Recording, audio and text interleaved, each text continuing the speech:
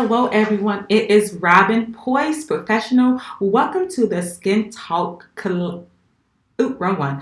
Welcome to the Skin Type Collection. This webinar is focusing on the oily skin type. Now, this is my favorite one because I have oily skin. I also have the skin condition of acne. And if you have been following me for some time, or if you haven't, that's cool as well. But thank you for following me anyway. I share my results and I share my journey with my acne, especially with my hormonal and cystic acne on my Instagram, because after becoming a mother, my skin for an entire year went through a lot of changes. Here is the content summary. We're going to go over this oily skin physiology, lifestyle and diet, skincare routine. Now, I really love focusing on acne skin and oily skin because that is, and acne skin is a condition and not a skin type. And that is very passionate to me because the emotional distress that deals with oily skin, and also the misconception of people that think that they have oily skin and they really don't have oily skin. And how skin type is determined is based on two factors. How much sebum, which is oil, that your skin produces after you wash your skin. And it's also based off your genetics and your environment, because your environment, meaning as hot or dry, can change the condition, and that can potentially change your skin type. And over time, skin changes. So when people say that they're oily and they're not really sure, and they go out and get products for oily skin type, you really could be doing more damaging to your skin.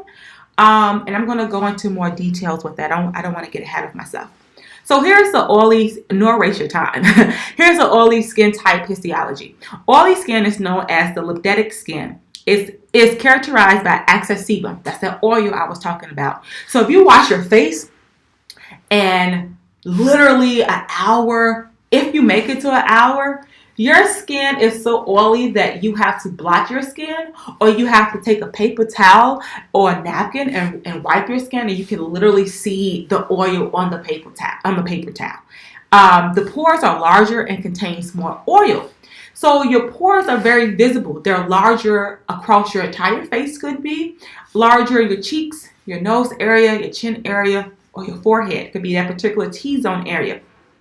They're larger, and you produce more oil. And the fact that you produce more oil, looking at bullet number 2, the skin is prone to blemishes. That hyperpigmentation, that post-inflammatory hyperpigmentation, which is abbreviated for PIH. And we simply call it the dark spots, the spots that we hate and take so long to get rid of. My God. And because your pores get clogged with oil and it's built up dead skin cells.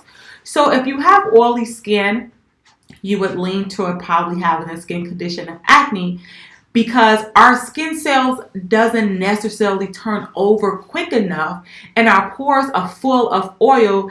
That's when we begin to get clogged pores, blackheads, breakouts, etc. The things that we all hate. Bullet number 3, this excess oil and buildup on the surface can make the skin appear thicker and sallow.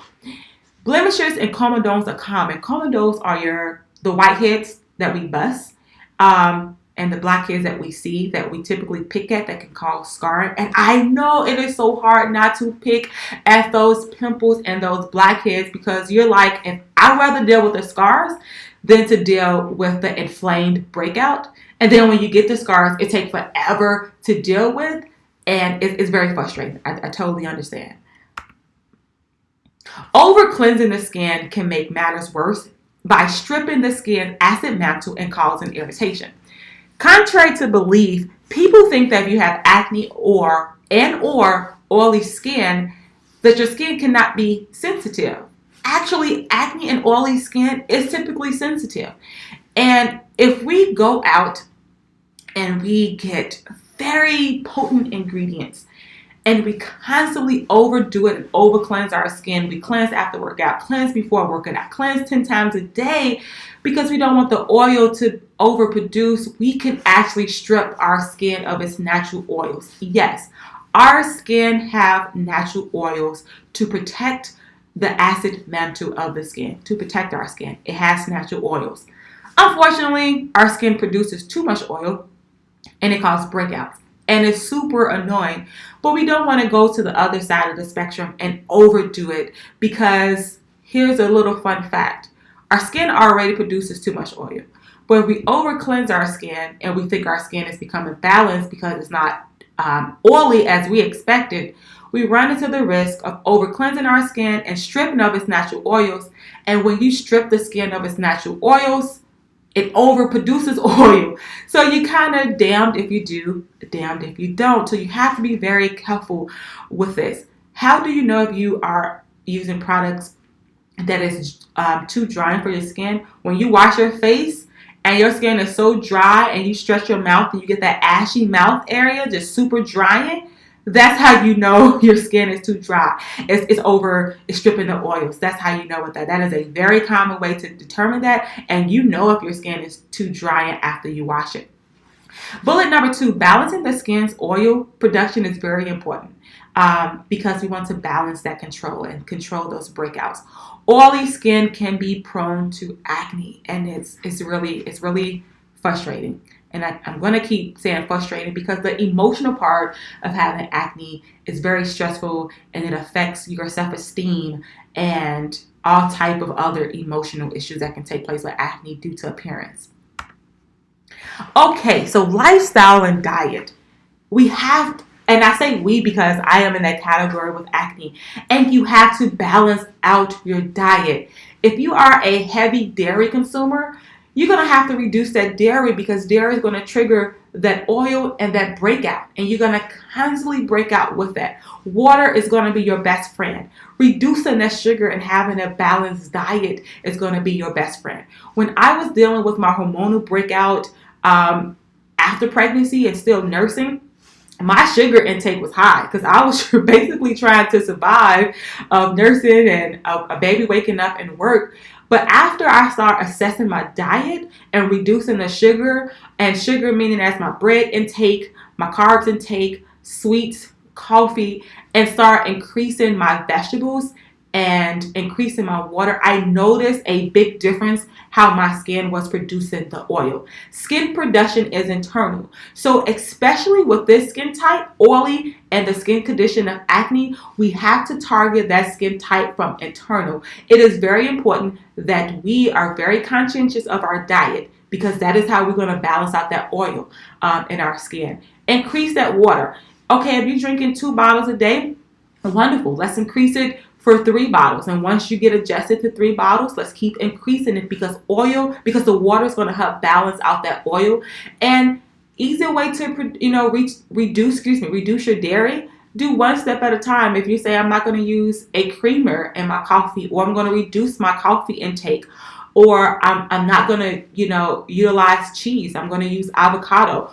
Just make sure you're taking small steps to achieve that goal because you're going to notice a big difference once you change your diet and your skin with that. Let's go ahead and go to, I'm going to backtrack to lifestyle. Stress can trigger breakout. Not only stress, if you're dealing with hormonal changes, far as birth control, oh man, if you have access to my Skin Talk resource library, I talk about birth control because birth control can and will throw the hormonal levels out. And then that's when not everybody doesn't experience this, but you can potentially start having breakouts with that. And your diet is definitely going to be important to that. I follow this lady. I'm going to provide more information in the Skin Talk resource library with her. This doctor, she mainly talked about birth control and hormonal breakouts. And there's a couple other doctors and holistic doctors, the naturopath doctors that I follow. They talk about dealing with skin and acne and oily skin in particular too. we have to deal with that from the gut, meaning as internal of what we digest and everything with that. And that's going to be very important to the lifestyle and your diet with that. Also, dealing with lifestyle, check out your the detergent and the fragrance and the detergent that can irritate your skin. So it's good to use dye-free and fragrance-free because that can irritate acne. Also, fabric softener can irritate acne. And check out the ingredients in your makeup and ingredients in your hand lotion because that can irritate your acne as well. Acne is very tricky, but it's a lifestyle that we have to change to make sure that we balance out our skin. Okay, skincare routine. So cleansers, make sure that you cleanse. It's good to cleanse twice a day. Like I mentioned before, don't over cleanse because you run into the risk of stripping your skin of its natural oils. A gel cleanser is preferred for oily skin because a gel cleanser typically balances out the oil in the skin. If your skin is sensitive, you can still use a gel cleanser that's catered to gentle, which is a gentle cleanser, because 9 times out of 10 your skin might be sensitive with acne and oily skin because it could be inflamed and you could have the skin conditions of acne and sensitive skin. That is very common. Foam cleansers are really good as well for oily skin. And I keep saying acneic because oily and acneic skin run hand to hand. It's just the differentiation is skin type and skin condition. Use a toner, balance the skin, alcohol-free. Alcohol-free because alcohol strips the natural oils, and as mentioned before, we don't want to overproduce oil. And if you haven't noticed, if you have oily skin, your skin typically can get dirty very quick, and you want to make sure you are removing as much oil and dirt and debris as much possible. That's why I recommend, and I use a toner myself with that. Your skin can be dehydrated if you have oily skin. So you can have dehydrated skin, and dehydrated skin comes from lack of water. So you can experience that. So make sure you use a toner for that as well. And a toner also prepares the skin to receive the next portion, which is the treatment. Serums. It's good to use a serum depending on what you are targeting with your oily skin. If you're targeting hyperpigmentation, which is those dark spots, it's good to use a serum for that. I know in the market, retinol is very popular for hyperpigmentation. They have serums particularly for acne.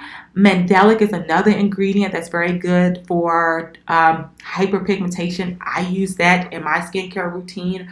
I use a Mandelic cleanser and a Mandelic serum. Really good. It's good for sensitive skin as well if you have acne. Use creams. They have acne creams to help with inflamed acne.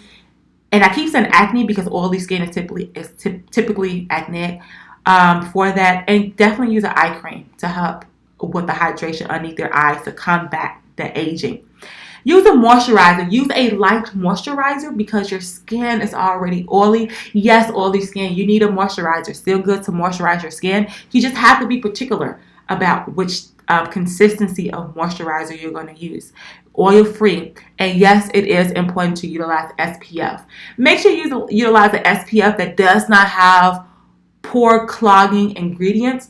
And as I'm just saying that, I realized that I need to make a PDF of pore clogging ingredients. So I will make sure that be the next go around that I put on the Skin Talk resource library.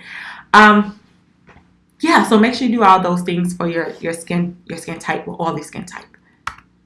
And without further ado, thank you so much for your time. I truly appreciate it. Thank you so much. As always, give me feedback. Let me know what's good, bad, or ugly so I can, as always, improve. Have a great day, and thank you for your time.